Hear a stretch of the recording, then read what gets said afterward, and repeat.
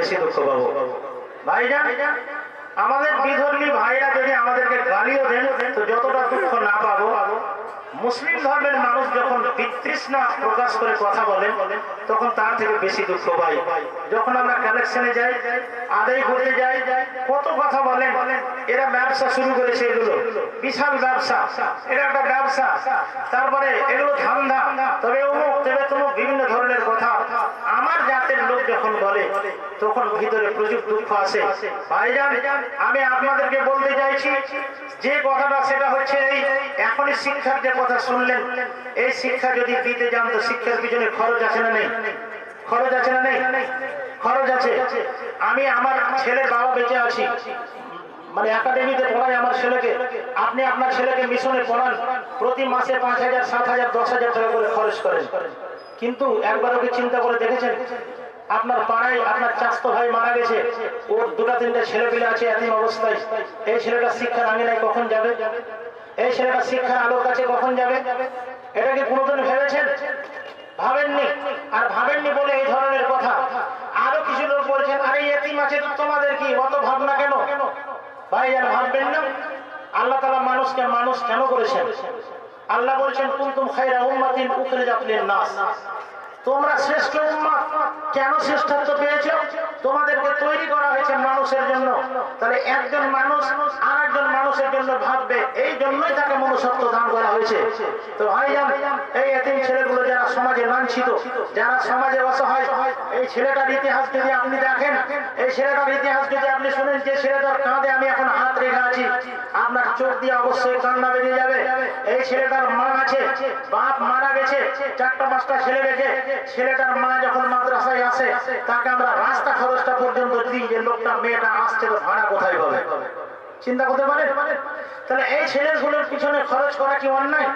আপনাদের কাছে হাত পেতে যে পয়সাগুলো নিয়ে আসি, এই এতিম ছেলেগুলোকে জামা কিনে দিই, এই এতিম ছেলেগুলোকে টুপি কিনে দিই, এই এতিম ছেলেগুলোকে পায়জামা কিনে দিই, এই এতিম ছেলেগুলোকে লুঙ্গি কিনে দিই, এই এতিম ছেলেগুলোর জন্য আমরা বই খাতা কলম কিনি, এই এতিম ছেলেগুলোর জন্য আমরা খাবার কিনি, এদেরকে সকালবেলায় চা মুড়ি খাই, এগুলিকে আমাদের অন্যায়, এটাকে আমাদের ব্যবসা।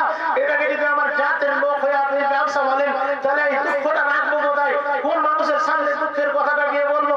যে আমার জাত যদি আমাকে এত ছোট চোখে দেখে, তাহলে আমি কোন মানুষের দরজায় গিয়ে দাঁড়াবো? ভাই জানাই, ছোট ছোট কুচি কুচি মুখগুলোর দিকে তাকান, যে মুখগুলো দেখতে গেলে একটা অসহায়তা প্রকাশ পাবে। এই মুখগুলো আমরা ছিলাম বলে আজকে আপনাদের সামনে দুটো কথা বাংলাতে, ইংরেজিতে, আরবিতে বলতে পারলো। কিন্তু আমরা যদি এই 25 মিনিট না করতাম, আপনাদের ছোট বড় কথা শুনে যদি আমরা যদি মানে কি বলে চুপ থেকে যেতাম, এদের পিছনে যদি শ্রম না দিতাম, তাহলে আজকে এই ছেলেগুলোকে আপনারা দেখতে পেতেন না। এই ছেলেগুলো আপনাদের সামনে এই কথাগুলো বলার ক্ষমতা রাখতো না। তাই দিনী ভাই, আপনাদের কাছে অনুরোধ করবো, আপনি যদি দিতে নাও পারেন, দিবার ইচ্ছা যদি নাও থাকে, তাহলে কমসে কম বড় কথা বলিয়েন না। আল্লাহ পাক রাসূল বলছেন যে যদি তুমি সহযোগিতা করতে না পারো তো চুপ থাকিও, এটাই তোমার একটা সহযোগিতা করা। চুপ যদি ছেড়ে যাও, এই চুপ থাকাটা তোমার সহযোগিতা করা। ভাইজান, অনেক দুঃখ নিয়ে মানে আক্ষেপ নিয়ে কথাগুলো বলছি, রাগ করে নয়। রাগ হয় দুশমনের উপরে, আর অভিমান হয় আপনজনদের উপরে। যতগুলো মুসলিম পৃথিবীতে আছে সবাই আমাদের আপনজন, আর আপনজন যখন এইরকম কথা বলে তখন খুবই আঘাত পাই। ভাইজান, এই ছেলেগুলোকে আপনাদের সামনেই জিজ্ঞেস করবো, এদেরকে মাদ্রাসায় শিখিয়ে নিয়ে এসেছি তা নয়, এদেরকে এখানে এসে আপনাদের সামনে জিজ্ঞেস করবো যে কথাগুলো কতটা সত্যি। আচ্ছা বলো তো, তোমার কি কোনো ভর্তি ফি নেওয়া হয়েছে? না, ভর্তি ফি নেওয়া হয়নি। আচ্ছা, তোমার জামা কাপড় কি মাদ্রাসা থেকে কিনে দেওয়া হয় না তুমি নিজে কিনো? কিনে দেওয়া হয়, মাদ্রাসা থেকে কিনে দেওয়া হয়। আচ্ছা তুমি বলো তো, সকালবেলা কি চা মুড়ি মাদ্রাসায় দেওয়া হয়? দেওয়া হয়। তোমার আম্মা যখন আসে এখানে, তো ভাড়াটা কি মাদ্রাসা থেকে দেওয়া হয় না? হয়। তুমি এসো, তোমার কোনো ভর্তি ফি নেওয়া হয়েছে? না। ভর্তি ফি নেওয়া হয়েছে? না। ভাইয়া, আমাদের ভর্তি ফি মাদ্রাসার এখন 1500 টাকা মনে হয়। জেনারেল ছেলে যারা আমরা ভর্তি করি তাদের 1500 টাকা ভর্তি ফি। কিন্তু যাদের বাপ নেই, যারা বানা, এদেরকে আমরা ফ্রিতে ভর্তি করি। তোমার কাছ থেকে কোনো ভর্তি ফি নেওয়া হয়েছে? না। তোমাকে জামা বা লুঙ্গি এগুলো মাদ্রাসা থেকে কিনে দেওয়া হয়? কিনে দেওয়া হয়। আপনি এদেরকে পার্সোনালেও জিজ্ঞেস করতে পারেন যে মনে হয় কথাগুলো শিখিয়ে নিয়ে এসেছে। কিন্তু ভাইজান, একটা কথা বলি, মুরব্বীরা একটা কথা বলে যে ইল্লত যায় ধুইলে আর খাসলত যায় মরলে। ইল্লত যায় ধুলে আর খাসলত যায় মরলে। ইল্লত মানে ময়লা, ওটা ধুলে যায়। আর কিছু মানুষের খাসলত আছে যেটা না মরলে যায় না। আল্লাহ পাকের নবী জনাবে মুহাম্মদ রাসূলুল্লাহ সাল্লাল্লাহু আলাইহি সাল্লামকে বলেছিল কাফেররা যে আপনি তো নবী, আপনাকে মানবো, আকাশের চাঁদটাকে যদি দুভাগে ভাগ করে দিতে পারেন তাহলে মেনে নেব আপনি নবী।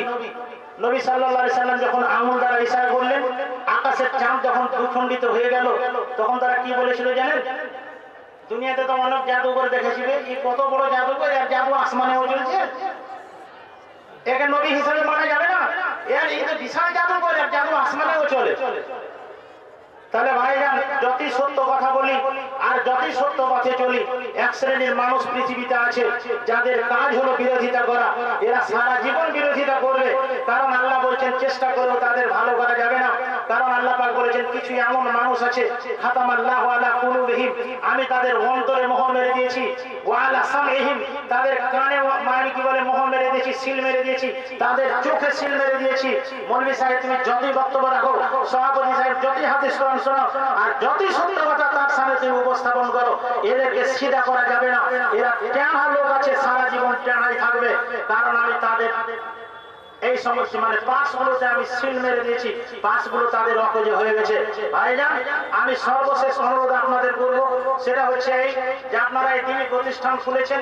আমি আজকে আপনার মাদ্রাসায় শিক্ষক আছি, আগামী দিনে নাও থাকতে পারি। যতদিন আল্লাহ রেখেছেন ততদিন আছি, যতদিন আছি ততদিন মাদ্রাসার সেবা করে যাব। ভাইজান, আমি সকল মানুষকে বলি যে চায়ের দোকানে পানের দোকানে বসে বলছেন মৌলভী সাহেবরা সব আদায় করে খেয়ে নিলে, এই কথাটা বলছেন না বলে মাদ্রাসাটা আসতে আপনার কতক্ষণ সময় লাগবে? মাদ্রাসা এসে জিজ্ঞেস করে বলেন তো মোদাস্সার মাওলানা জালসা করে কত টাকা এখানে জমা দিয়েছে, আসলাম মাওলানা কত টাকা জমা দিল, আব্দুল জব্বার কত জমা দিল, এরা সব খেয়ে নিল না জমা করলো? কমসে কম মাদ্রাসাটা এসে সেক্রেটারি সভাপতিকে জিজ্ঞেস করেন, অন্তত মনটা আমাদের একটু শান্ত হবে। আর অক্লান্ত হাড় ভাঙা পরিশ্রম করার পর যখন এই কথাগুলো শুনতে হয়, তো মনের ভিতরে কি মনে করেন? আমাদের ভিতরে রাগ নেই? রাগ আল্লাহ সবারই ভিতরে দিয়েছেন। সহ্য করি কেন? আল্লাহ পাক বলেছেন ওয়াইজা ফাতাবাহুমুল জাহিলুন ক্বালু সালামা। একটা মূর্খ তোমাকে যদি গাল দেয়, তুমি গাল দিও না, কারণ মূর্খ আর তোমার মধ্যে পার্থক্য হচ্ছে এইটা যে তুমি যদি গাল দাও তো তুমিও তো তার মতো হয়ে গেলে। ভাইজান, একটা কথা বলে আমি আমার বক্তব্য শেষ করব। একদিন রাত্রেবেলায় একটা লোক কাঁদছে, তো আব্বা জিজ্ঞেস করছে কি ব্যাপার, কাঁদছো কেন?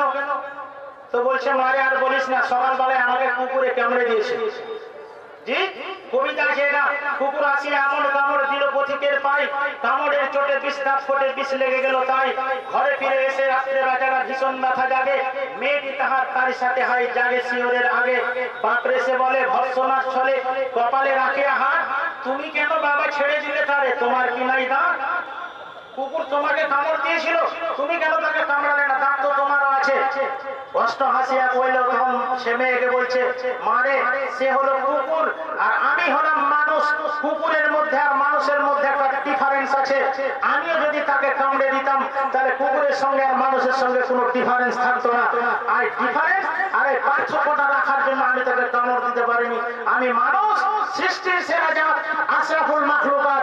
ভাইজান, ওই রকম আল মনে করেন না যে আলেমদের রাগ নেই, এদেরও রাগ আছে, এদেরও মন আছে, এদেরও হৃদয় আছে। এরা আপনার থেকে যথেষ্ট বেশি বুঝে, আপনাকে ওই রকম উত্তর দিতে পারবে। তাই না কেন? আল্লাহ পাকের কোরআনের বাণীটা ফলো করে ওই ফাতাবাহুমুল জাহিলুনা ক্বালু সালামা। একটা মূর্খ যদি তোমাকে গাল দেয়, তুমি তাকে সালাম দাও, তুমি তাকে শান্তির বাণী দাও। সুতরাং শেষ অনুরোধ আপনাদের কাছে, আপনারা কারো ভরসায় না পড়ে এই এতিমখানা অনাথ মিশনকে আপনারা সর্বদিক দিয়ে সহযোগিতা করবেন। এখানে অনেক আমাদেরকে সামনে একটা জায়গাও নিতে হবে, অনেক টাকা খরচের ব্যাপার আছে, আপনারা সেখানে দিবেন। আসসালামু আলাইকুম ওয়া রাহমাতুল্লাহ।